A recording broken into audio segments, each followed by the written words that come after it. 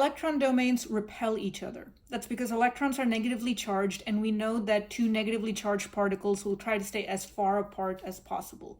So let's look at the simplest possibility. So let's say this is my central atom, and around my central atom, I have two domains total. We don't care right now if those are bonding domains or non-bonding domains.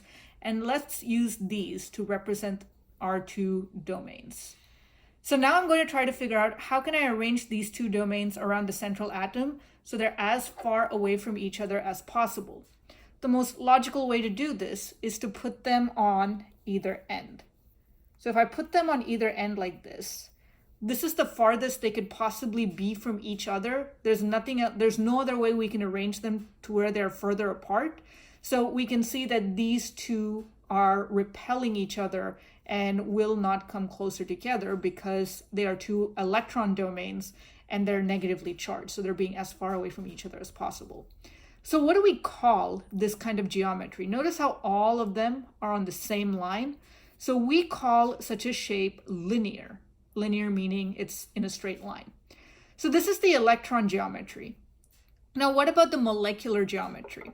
Well, in this case, the molecular geometry is also going to have the same name as the electron geometry. And let's look at a different example here.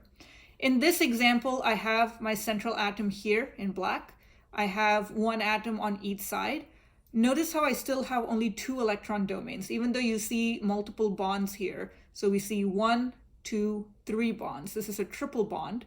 So even though I have a triple bond, we know that these 3 bonds travel together. So the 6 electrons that make up this triple bond travel together. So this whole thing is considered one domain. This whole thing is considered one domain, and they're as far apart from each other as they can be. So the molecular geometry of this is called linear. And in this, to make this up, I had to have no non-bonding domains. So there are 0 non-bonding domains. Everything is a bond.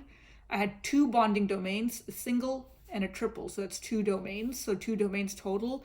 That gives me the same electron geometry as here. So it has the same name, linear. Now, what if there's a possibility of having 1 non-bonding domain and 1 bonding domain?